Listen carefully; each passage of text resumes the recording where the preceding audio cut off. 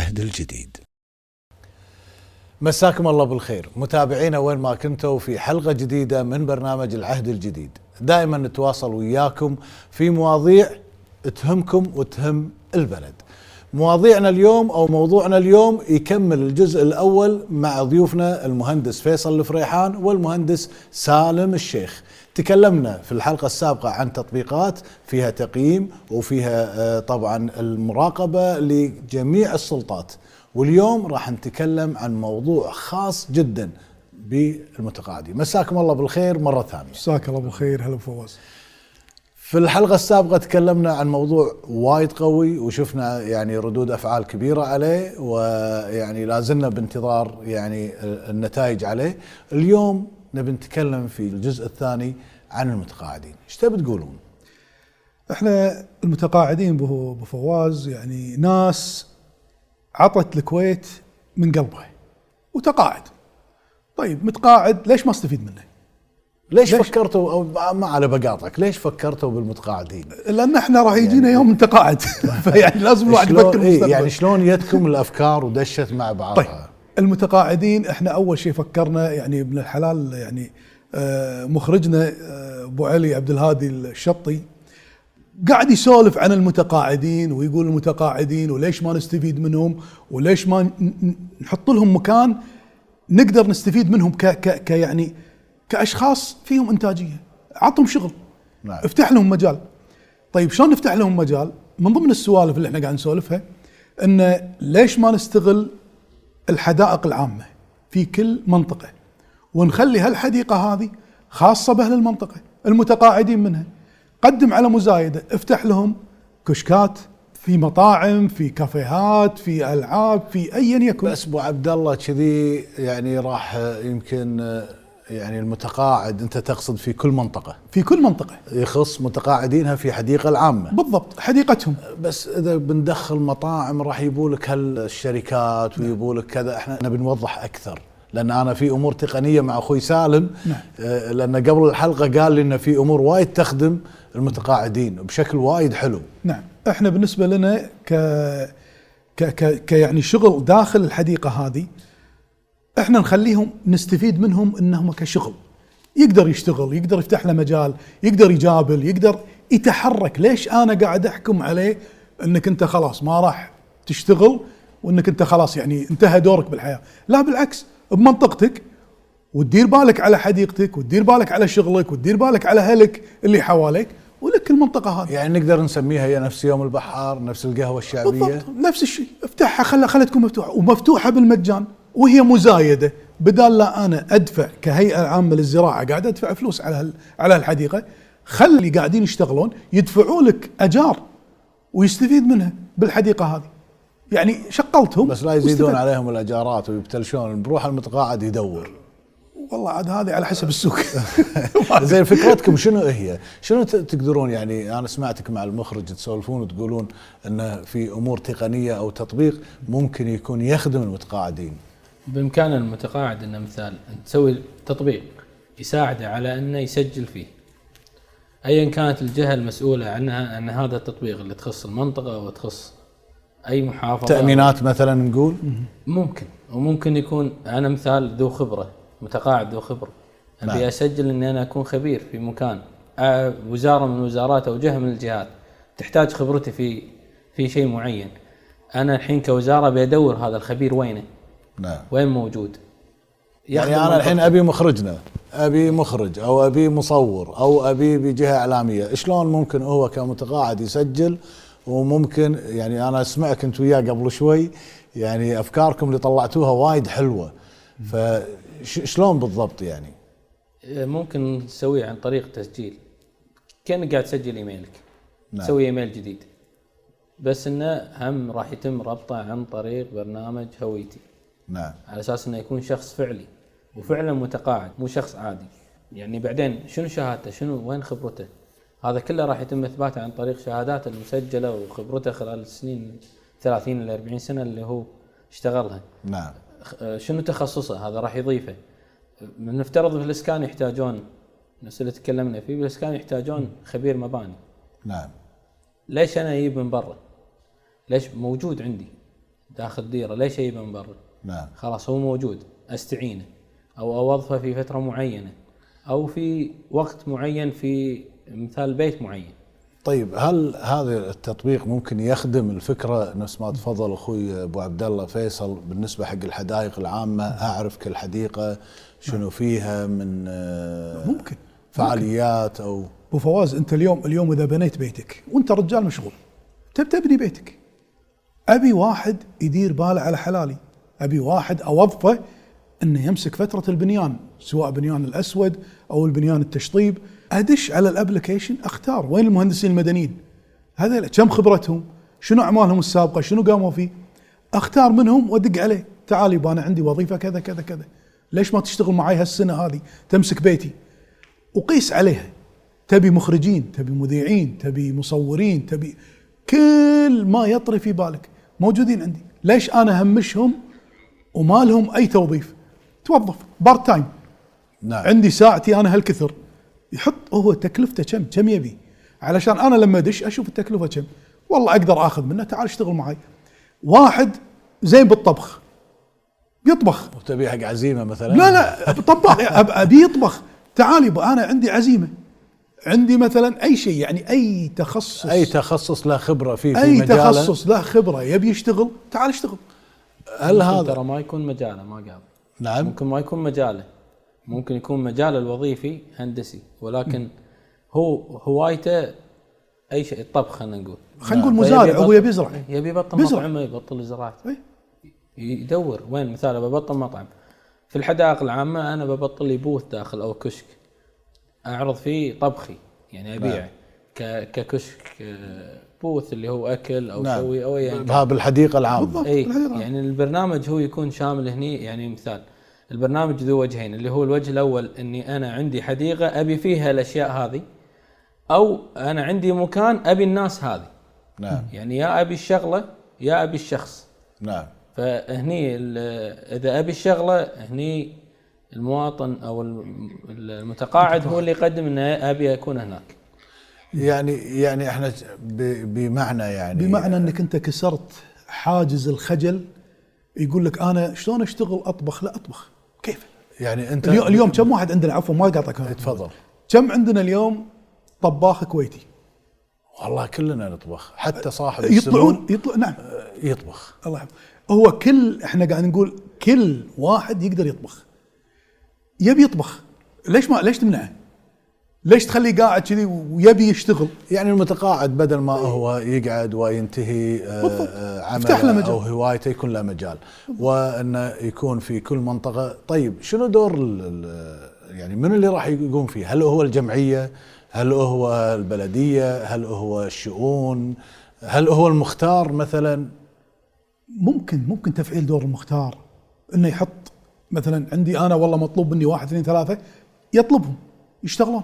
فعل دور المختار، انه مراقبه هالناس هذه اللي موجوده اللي تشتغل بحديقتك، الحديقه العامه هذه. طيب احنا علشان يعني هم بعد شنو لا الناس تقول ايه طبعا باكر هذا المتقاعد يجيب له واحد وافد ويقعد ويتحول الموضوع نفس بقيه المحلات او الاماكن. في شروط معينه مثلا في التسجيل في الابلكيشن انه هو يشتغل فيه او انه هو يمارس هذا الشيء؟ الابلكيشن او الفكره طرحت للمتقاعد، ما يصير تعطيه الفكره ويروح يبحث ثاني من برا. يمكن يقولك ابي مساعد، ممكن اذا يحتاج الشغل مساعد خليه يجيب مساعد يكون كويتي بعد نفسه متقاعد حتى تكون الفرصه اكبر. عاد هذه على حسب، ممكن شروط تحط شروطك اللي تبيها كدوله علشان يكون فعلا كويتي المكان هذا، راح يكون مصدر سياحي. بالضبط. يعني حتى عيال الكويت باكر، يعني انا عيالي بقطهم بالحديقه مأمن. بالضبط. يعني انت احنا قبل ايام الفريج، قبل من اللي كان يدير باله على الشيبان اللي قاعدين برا، الشيبان اللي قاعدين برا، اللي ما عنده شغل يدير باله عليك وما يطقك بود، ترى حتى لو يهاوشك وهذا تلقاه بمحبه. انزين هذا اذا كان هالمتقاعد هذا ولد المنطقه وعارف الناس وهو اللي بالحديقه، فانت شغلته ويدير باله على عيالك، بدال الحين الحدائق هذه انت روح شوف الحدائق بالليل ايش يصير فيها. طيب الحين بخصوص الابلكيشن او التطبيق، لنفرض ان طبق هذا الكلام وقالوا ان في محلات بوثات وفي محلات العاب، وطبعا راح تكون بشكل بوثات وبشكل مكيف لان احنا جونا بعد المناخ ما يساعد. التقييم نقدر نطبقه في الحلقه السابقه، نقدر نطبقه مثلا ان هذا المتقاعد هو زين مو زين، طريقه التوزيع للبوثات هل راح تكون بعداله انه ياخذها المستحق نفسه؟ الربط سهل، انك تربط ما بين تقييم برنامج المتقاعدين جدا سهل، ما فيه مشكله. العداله ممكن انه يتم رسم عن طريق مخطط لتوزيع البوثات هذه، بحيث ان كل بوث يكون متساوي، وبعد ما يتم تفعيله البوث يكون موجود مزايده بطريقه هم الباركود. نرجع للباركود مره ثانيه، انه هم يقدر عن طريق الباركود يقيم هالشخص، يقيم على شغله اداءه، هل فعلا قاعد يعطي منتج ايا كان المنتج، إن كان اكل ايا كان، يكون عن طريق الباركود يعطيه التقييم الخاص فيه. يعني احنا بعد الحين داشين ان شاء الله كل سنه قاعد شهر رمضان يدخل على الموسم الشتوي. نعم. فهذا ممكن يفيدنا ان الجمعيات قاعد تسوي فعاليات من البوثات، من قبقات والامور القرقيعان وغيره. شلون نقدر نعلم؟ يعني في بعض المتقاعدين يقول انا ما اعرف. شلون نقدر نسهل عليهم امر التطبيق هذا بحيث انه هو يتعامل وياه بشكل سهل؟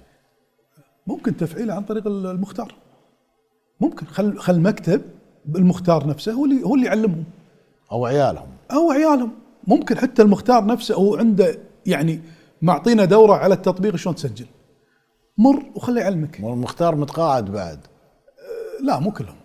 لا مو كلهم. تحط لا مو كلهم. نقدر نضيف المدربين من المتقاعدين. نعم. يعني في متقاعدين عندهم خلفيه عن الاشياء هذه، فممكن يصيرون متدربين للاشياء هذه. يعني اللي انا فهمته ان انا اليوم عندي كذا نقطه في مبادرتكم مع اخونا عبد الهادي، ان تفعيل دور المختار في المنطقه، احياء الحدائق العامه داخل المنطقه، يكون طبعا هناك نشاط او انشطه في الحدائق للمتقاعدين من كل منطقه. يعني لازم يكون هو من سكان المنطقة حتى يستطيع انه يدخل. النقطة الرابعة ان يكون في ابلكيشن. اليوم انا محتاج اي خبرة معينة، من الخبرات ادخل اشوف من المتقاعدين، ممكن يكون مستشار، ممكن يكون في اي مجال، او حتى لو كانت هواية. وضيف عليها ابو فواز، اليوم انت قاعد تتكلم على الهيئة العامة للزراعة. الهيئة العامة للزراعة شنو دورها؟ المزارع. نعم. والزراعة والثروة السمكية والحيوانية وكذا. أنا ليش ما أخلي بالحدائق نفسها محلات لبيع المنتجات الكويتية؟ اليوم الكل يتكلم يقول المنتج الكويتي محارب. ليش ما أفتح في كل منطقة فرع لي تحت مسؤوليتي وتحت رقابتي في حديقة المنطقة تبيع هالمنتجات، بدال لا أخلي كرتون الخيار ينباع وينقط ب150 فلس بالشبرة. اخلي اللي بالحديقه يبيعون. افتحها وخليه جابل يشتريها منك بالمبلغ الفلاني ويبيعها بالمبلغ الفلاني، وخلينا على قولتهم انتم شنو تبي تسوون؟ يعني انا اللي اشوفه، يعني بالحلقه السابقه تكلمنا عن تطبيق تقييم. نعم. يقيم كل الاداء الحكومي. نعم. والاداري، وحتى مراقبه ومتابعه كل ما يدور في أروقة ما يتبع للحكومة نسميه، من صاحب السمو الله يحفظه وسمو ولي العهد ورئيس سمو رئيس مجلس الوزراء، يتابعون ويراقبون كل شيء، وتقييم حتى أعضاء مجلس الأمة. اليوم أنتم قاعد تعطوني في هذه الحلقة عن المتقاعدين، احنا ايش نبي؟ يعني وايد أشياء تكلمت، أنت أعطيتني من أبسط شيء. طيب شنو اللي ممكن اليوم المتقاعدين؟ في منهم المهندسين، في منهم الدكاترة، في منهم يمكن الابليكيشن كخبرة، ممكن شلون يكون مكان ترفيهي يستفيدون أهل المنطقة بعد منه. وهذا وانت اليوم عندك في كل منطقة في حديقة، فعلها الحديقة هذه، حط الألعاب حق الصغار، حط كافيهات، حط مطاعم، وخل أهل الديرة هم اللي قاعد يديرون هالأمور هذه. افتح مجال، انت خليت يعني انت تقصد يكون مكان متكامل متكامل، وفتحت مجالات حق بيع الخضره اللي قاعد يشتكون منها المزارعين، خليت كافيهات حق المتقاعدين، خليت متنفس والعاب حق الاطفال. انت قاعد تخلي شيء متكامل داخل المنطقه اللي اصلا انت مو قاعد تستفيد منه. الحين صار لنا فوق ال 30 40 سنه، شنو استفدنا من الحديقه؟ يعني انت اللي انا فهمته هو مركز شباب، وهو مقهى شعبي، وهو يوم البحار، وهو حديقه عامه، وهو انشطه اجتماعيه، وكله زيرو كوست. شلون زيرو كوست؟ هذه اول شيء مو مكلفه. شلون مو مكلفه؟ انت اليوم من اللي راح يبني هالكشكات هذه؟ بنيانها راح يقول لك تخرب البيئه، وهذا شيء كشك. مو انت راح تطلع لك البيئه بعدين. لا عاد هذه قوانين البيئه ما ادري. اي راح يقول انت راح تزيل الشير والزرع. لا ممكن نفسه يكون غير متحرك او متنقل. بالضبط. ما راح ياثر على شيء. ما راح ياثر. حطيت شيله حط انشاء. انت مو في فانات الحين قاعد تطلع اللي هو الشاحنات هذه مالت المطاعم وكذا، هي نفسها قاعد تكون موجوده داخل.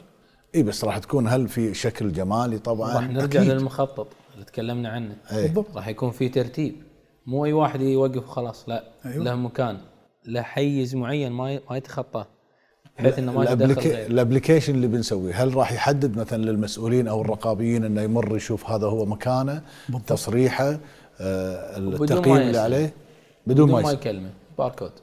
باركود وجي بي اس. هذا احداثيتك هني. مو احنا الحلقه اللي طافت وين ايش سوينا؟ وريتك مكان العمود. يعني ماني قادر اوريك بعدها مكان الشاحنه بكبره. هي مو شرط تكون شاحنه، يعني انت الحديقه مهما تكون يعني ما راح تكون كبيره. محل خلينا نسميه محل متحرك. بالضبط. تقدر حاليا هم في غرف متنقله، ممكن هم الغرف هذه ساندويتش بانل. اي انا كمتقاعد ذو خبره، بغض النظر عن وظيفتي، ممكن يكون انا عندي خبره خاصه فيني ابي انقلها للجيل الجديد. ممكن تكون الغرف هذه اللي هي مكيفه بسبب اجواءنا، ممكن تكون غرف تعليميه، دورات انا بنقلها. ممتاز. شلون كمل؟ انا هذا عجبتني. يعني هي المساله ما هي يعني هي خدمات اجتماعيه راح تكون. بالضبط. ممكن في ناس متقاعدين يعني، وكثير مو شويه، تبي تنقل الطاقه اللي عندها والخبره للجيل الجديد بحيث يكون عارفها. نعم. كمثال برمجيا في ناس وايد كبار يقدرون ينقلون المعلومات هذه. نجاره، حداده، احنا اي مجال. اي داخل غرف مكيفه. خلينا نقول الاعمار ممكن نخليها من الصغار وكبار. يعني مثال، هم هذه نقطة مهمة. يعني اليوم احنا نسمع عن الدروس الخصوصية والى اخره. ممكن يكون معلم متقاعد ممكن يكون عنده بعض الحصص لمراحل معينة. بالضبط. ويقدر ياخذها ممكن حتى بالمدارس. مدارس بالليل مسكرة. نعم. افتح المدارس هذه، افتحها للمتقاعدين. يدرس، تعال يبغى جيب عيالك ودرسهم. ليش افتح مجال حق دروس خصوصيه؟ سكر دروس خصوصيه، ما في. واصلا هذول اولى. هذا اولى. شيء رمزي راح يكون، وعينك عليه وتحت رقابتك، وقاعد تصير امام فصل كامل وقاعد يدرسون. المراه راح يكون لها دور ولا بس المتقاعدين؟ ولا في متقاعدات؟ كل متقاعد اناث ورجال. اناث ورجال. لا تكونون عنصريين. لا لا لا لا لا. ليديز فيرست اكيد يعني. راح يكون للجميع. للجميع. هذه المبادرة كتبتوها وقدمتوها ولا راح تقدمونها الحين؟ راح نقدمها إن شاء الله. هذه المبادرة هذه راح نقدمها، مبادرة اللي هي الاستفادة حق المتقاعدين بإذن الله. نعم. نعم. الحين صرتوا لأن هذه الفكرة الأمانة هي فكرة مخرجنا أبو علي عبد الهادي الشطي، اللي خلانا شوي ندش معه في محاورها شوي، لكن طلعنا بافكار. عندنا افكار ممكن تتطبق. في افكار وايد هي راح تكون. نعم. وهو يعني يكلمني ويقول عندي افكار وايد ولو بفتح يقول ما راح نوقف. وهذا الزين بالمتقاعد، هذا عندنا نموذج احنا الحين. نعم. يعني ما راح يوقف من الافكار وعنده طاقه كبيره. نعم. شنو بعد تبي توصلوا له؟ يعني ان انتم الحين خليتوا كل شيء مراقب وفتحتوا يعني مجال حتى للمتقاعدين قبل لا يكون مجال لكم انتم. نعم. احنا نبي نطبق كلام سيدي صاحب السمو سيدي ولي العهد حفظهم الله. هم ناس يقول لك احنا الاولويه للمواطن وراحته. ليش ما نروح؟ ليش ما ندش بالسالفه هذه؟ نعم. ليش ما نمشي فيها مدام اصلا زيرو كوست؟ هي مو مكلفه علينا، قاعد تدخل علينا فلوس. اليوم انا لما اجر حق متقاعد اجر له فصل، اقول له الفصل هذا راح تدخل لي ابي منك باليوم 10 دنانير، وتعطي الحصه حق المواطن او حق الطالب اللي عندك، مثلا خلينا نقول ب4 دنانير، دينارين، ايا يكن دينارين، راح شو يصير؟ هو قاعد يشتغل وانا قاعد استفيد، بدال مدرستي مسكره بالليل وما فيها الا قطاوه. ولي الامر مرتاح ومستفيد ان اصلا انا قاعد يطلع علي الحصه بدينارين. يعني معلش انا لو بحط الحصه بدينارين راح تلقى مدرس خصوصي ب20؟ لا ما راح تلقى. خلاص انتهى، قطعت هالسالفه وخليت المتقاعد مستفيد، الطالب مستفيد، قطعت سالفه الدروس الخصوصيه. اضافه الامان. شلون؟ الامان. ايوه، المدرسه امن من اي مكان ثاني بشكل عام. امن من العمارات اللي يدش يقول لك انا والله رايح معهد وما تدري المعهد هذا شنو. يعني انا واحد من الناس، يعني انا انت تبي تحول الحديقه، واصلا كان في بالكويت احنا اول كان في دروس خصوصيه، وزاره التربيه بالضبط كانت اثناء العصر يعني بعد الدوام. لكن انا اقصد الحدائق العامه وتفعيل دور المتقاعدين، هذا اللي انتم قاعد تفكرون فيه، وعن طريق الابلكيشن والتطبيق. احنا ابو فواز، انا مره وديت ولدي حق معهد من المعاهد، وبالصدفه وانا قاعد انطره دخلت اللجنه الثلاثيه، والله العظيم ما لقيت ولا مدرس موجود، كلهم انحاشوا. انت متخيل؟ كلهم انحاشوا. شلون انحاشوا؟ وينهم؟ طلع كلهم ما عندهم اقامات على نفس المعهد. يا سلام. يعني هذا شيء انا مجربه، انا شايفه بعيني. انزين انا ليش ما اخلي مدرس اعرفه فلان الفلاني، ولد فلان الفلاني معروف عندي، واخليه بهالفصل واقول له يبغى اجارك 10 دنانير 20 دينار ايا يكن، واخذ من هالطلبه هالكثر، ومتفقين على السعر، ويجي ويدش الابو ويعرف ان فلان الفلاني هو اللي قاعد يدرسه، والطلبه اللي معاه هالكثر، وهذا قاعد ياخذ نسبته وهذا قاعد ياخذ نسبته، وانت مستفيد. يعني كدوله، معلش انت الحين تروح المدارس مبطله، في استفاده فلوس عليها ولا فلس. خل هالمدارس بدال لا انا اعطيهم عهده كل سنه كل شهر حق المدير مال المدرسه، هو قاعد ياخذ عهدته من هالفصول اللي قاعد اجرها. تقنيا شلون راح نستفيد، وشلون ممكن ان احنا نربط هذا كله مع بعض، والطالب او المستهلك او المواطن نفسه سواء كان في التعليم او كان في اي شيء ثاني؟ البرنامج كذا راح يتوسع اكثر، راح يكون بدال لا يكون بس متقاعد يسجل فيه، راح يكون هم اولياء الامور راح يسجلون فيه. شلون؟ اللي قاعدين يدورون على مثال مدرسين، فيسجل له امكانيه انه يدور على الاشياء، هو سجل كولي امر، خلاص كولي امر يشوف متطلبات عياله شنو يحتاجون، يعني راح يكون مدرس رياضيات، انجليزي، عربي، كذا، احط اللي انا ابيه، ويطلع لي كل واحد يدش عليه يقول انا ادرس كذي، او انا عندي مثلا، وله هو الاختيار. راح يكون في تقييم هالمدرس، نفس الشيء راح يكون في تقييم، راح يكون في تقييم على المدرس. ممكن انه يؤخذ في اي قرار من الجهات الرقابيه ان امنع من التدريس اذا حصل في اي مشكله صارت، اي كلام يصير كمتقاعد. طبعا كل هذا الكلام على المتقاعدين بالضبط. وينحط بلاك ليست، خلاص ما يدرس، انه ما يدش الابلكيشن هذا. والتقييم من اولياء الامور بالضبط. اي نعم. ممكن ان مستوى الطالب يتحسن بعد ما درس عند الشخص هذا، اروح اقيم اقول لا هذا مدرس ترى زين، طور الولد من الى. نعم. فتقييمه، فعند الناس راح يكون في تقييم، والله هذا مرشح اول. شلون الاعلان اللي يكون هو يكون مثال برنامج يكون فيه اعلانات. نعم. اللي عليه اعلان اعلى هو يكون فوق حتى لو كان سعره اعلى. نعم. يعني مثال هو يرتب لك بالسعر ولكن السعر الاعلى هو فوق، ليش؟ لانه هو الافضل. نعم. فهذا راح يكون تقييمه اعلى من الباقي حتى لو كان سعره اعلى. نعم. طبعا التسعير هذه مساله شيء قدام. فاذا كان هو التقييم الاعلى راح يكون فوق. ممكن هم نضيف ان البحث انا ابي افضل مدرس في الشيء هذا. نعم. اعلى تقييم يصير. اي اعلى تقييم. شنو تبي تضيفون زياده؟ انا ودي انادي عبد الهادي اقول له اقعد ويانا عشان نسمع منه. خله بالكنترول، لانه هو عنده افكار. ابي يدخل. يا ريت مخرجنا يقعد ويانا. ابو علي بعد اذنك والله يا ريت تعطينا بس عن المتقاعدين. نشوف احنا قبل ان ننهي الحلقه وياكم. وشكرا لكم لثاني مره، نتمنى لكم التوفيق، وان شاء الله نشوفكم مع يعني وانتم جايبين النتائج شنو صار في مبادراتكم في الحلقه الاولى في الحلقه الثانيه. احنا بالنسبه لنا بفواز لما جينا نشتغل على العمل الحكومي ارتكزنا على 4 ركائز.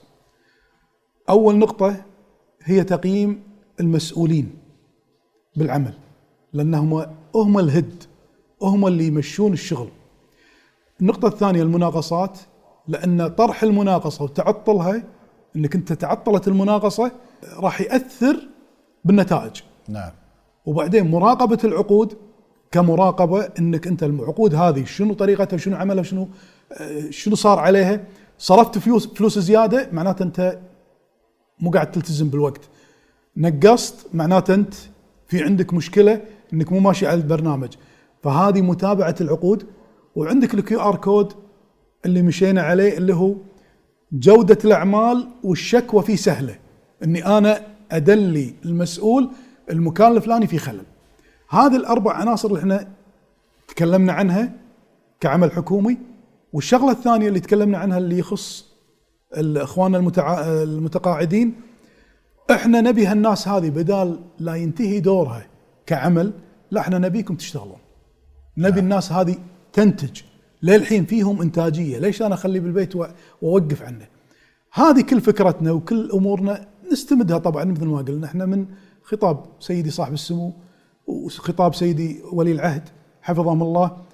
الناس هذه حريصة على المتقاعدين، حريصة على العمل الحكومي، فعشان كذي احنا اجتهدنا وقدمنا هالأفكار، وإن شاء الله تلقى قبول بإذن الله.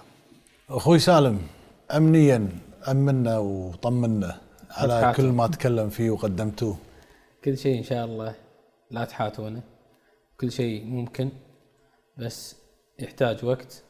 ونبي الكويتيين هم اللي يشتغلون، الأيدي الكويتية موجودة، الشباب الكويتي والطاقة الشبابية الكويتية موجودة. نبي نخليها تزدهر كدولة، دولة الكويت تزدهر بالأيدي الكويتية، الشباب الكويتي، طبعا مع وجود المتقاعدين الكويتيين اللي هم يعتبرون قدوة الشباب الكويتي اللي موجود حاليا. يعطيكم العافية وشكرا، وأتمنى أن ألتقي وياكم مع نتائج وأنتم تنفذون كل هذه المبادرات، سواء اللي قلناها في الحلقة الأولى أو في الحلقة الثانية.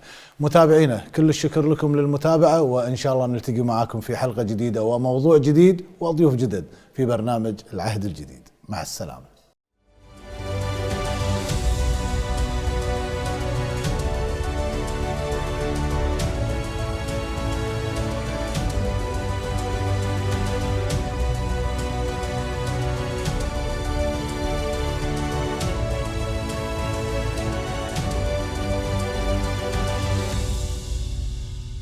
العهد الجديد.